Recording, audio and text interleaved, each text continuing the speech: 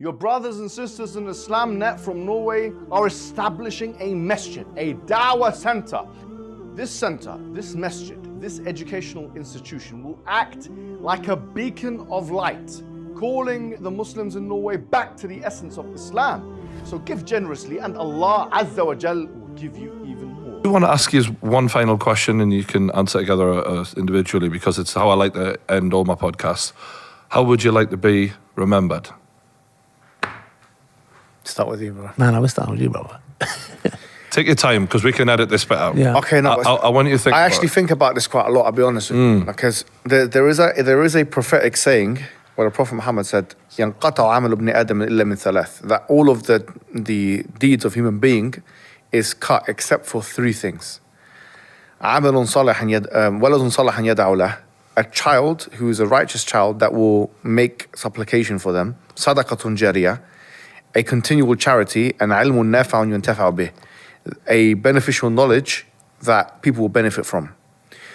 Now, what I want to do before I die is I want to have something left behind for the people that they will benefit from. It's not about how I want to be remembered. It's about what I'm going to leave behind will be used for. There's a beautiful verse in the Quran, yeah? It's in chapter 13 in Surah Al-Ra'd, which it goes like, the part of the verse is like this. أَمَّا الزَّبَدُ فَيَذْهَبُ جُفَاءً. As for the foam of the sea, it just evaporates. وَأَمَّا مَا يَنْفَعُ النَّاسِ فَيَمْكُثُ فِي الْأَرْضِ. As for that which benefits the people, it stays on the earth. Like if you think about all the inventions of humankind, necessity is the mother of all invention. Most of the inventions that we're using now have actually been created or invented in the war period because you need to have like a phone, you need to have this, you need to have that. So these things, because people were they were obsessed with creating things of use. I actually heard Kanye West saying this in a recent interview. He was saying, I don't want to be remembered. He was asked the same question. He goes, I don't want to be remembered. The person who done the lamppost was not remembered. This one, that wasn't remembered. But what they have in place is used. So for me, it's not necessarily about me being remembered as much as it is leaving something of use for people to use. Because in my opinion, when I'm dead, three things will continue. My progeny. We talked about propagating your genes and your progeny. So I want to teach my children so that they can continually pray for me and remember me and so on.